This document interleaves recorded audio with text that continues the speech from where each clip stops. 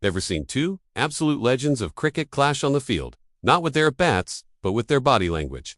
Well, that's exactly what happened in the Big Bash League, and the drama that unfolded was something else. We're talking about Pakistan's superstar, Babar Azam, and Australia's own, Stephen Smith, both playing for the Sydney Sixers. What started as a simple on-field tactic quickly spiraled into what some are calling a cultural misunderstanding, leaving one of the world's best batsmen visibly furious.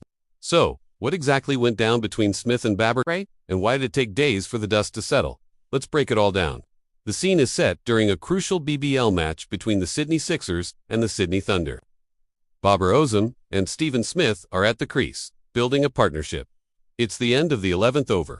The power surge is about to begin, and Smith has a plan. He sees a short boundary and wants to be the one facing the first over of the surge to maximize the scoring.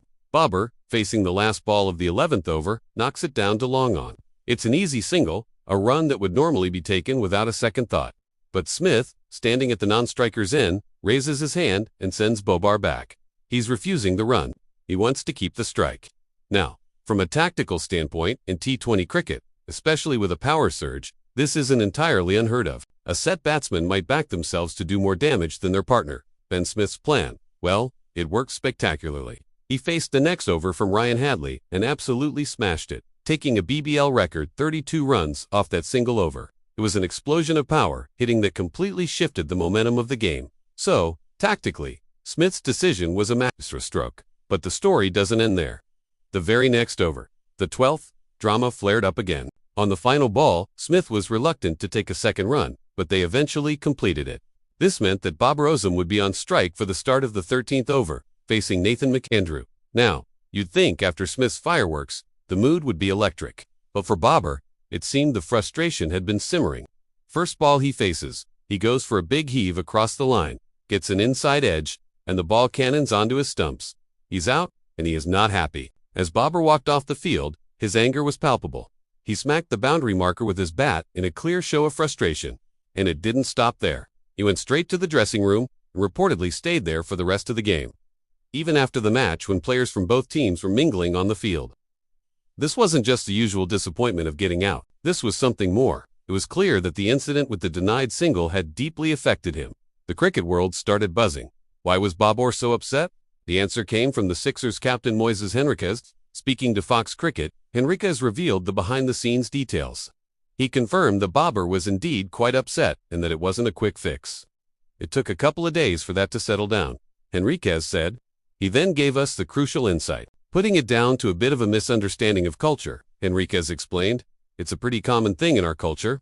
And maybe for him, Babar, he wasn't used to it and didn't quite understand. This is a fascinating point. In Australian cricket, and perhaps Western T20 leagues in general, the idea of a batsman refusing a single to keep strike for a tactical advantage is seen as part of the game. It's about what's best for the team's total at that specific moment. However, from Babar's perspective, coming from a different cricketing culture, it might have been interpreted differently. Perhaps it was seen as a lack of trust in his ability to score quickly. Or maybe it felt disrespectful, like he was being sidelined by his partner. Cricket is a team game, but it's also built on the partnership between the two batters in the middle. The unwritten rules of running between the wickets, of rotating the strike, are deeply ingrained. Smith's very pragmatic, data-driven decision might have clashed with a more traditional, partnership-focused cricketing ethos. It highlights how players from different backgrounds can interpret the same on-field event in completely different ways. Thankfully, the situation was handled maturely behind the scenes. Henriques mentioned that he and the Sixers coach, Greg Shippard, took the lead in talking to Babar. They didn't just tell him to get over it. They made an effort to understand his feelings. We could visibly see he was quite upset with what happened on the field, so we needed to try and understand why he felt that way, Henriques explained. Once we got to the bottom of it, it was okay. Once the reasoning behind Smith's tactic was fully explained, and Babar's feelings were heard and validated, the tension eased. Henriques even joked, they've kissed and made up, and it's two of the greats back friendly again. Stephen Smith himself also downplayed any lingering issues, saying, he's good, we chatted before. I thought he batted really nicely the other night. We had a good partnership and put on a few teams. Clear that from Smith's point of view, it was purely a tactical decision with no personal slight intended. His focus was on the team's score, targeting that short boundary during the power surge. The fact that it resulted in a record-breaking over vindicated his choice at least from a cricketing results perspective. But the incident serves as a powerful reminder that cricket isn't just played with bats and balls. It's played by people with different backgrounds, emotions, and cultural perspectives.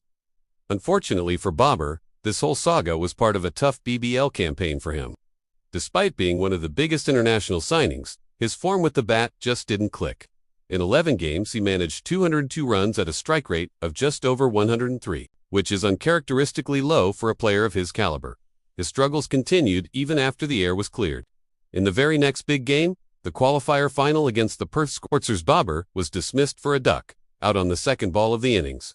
It was a miserable end to what was a challenging tournament for the Pakistani captain, both on and off the pitch. So, what can we take away from this? It's a fascinating case study in sports psychology and cross-cultural communication. It shows that even at the highest level, with world-class professionals, misunderstandings can happen. Smith's move was tactically brilliant, but it inadvertently upset his partner. Babar's reaction was born from a place of frustration and perhaps a feeling of being undermined, rooted in a different understanding of the game's etiquette. The key, as the Sixers' leadership showed, was communication. By taking the time to talk, listen, and explain, they bridged the cultural gap and repaired the partnership. It's a reminder that a team is more than just a collection of talented individuals. It's about understanding and respecting each other to achieve a common goal. It was a tough lesson learned in the heat of the Big Bash, but one that offers valuable insight into the human side of professional sport. What are your thoughts on this? Was Smith right to refuse the single, given the outcome? Or can you understand why Babar was so upset? Let me know your opinions in the comments below. It's a really interesting debate with valid points on both sides. Thanks for watching, and if you enjoyed this breakdown, make sure to hit that like button and subscribe for more cricket stories. See you in the next video.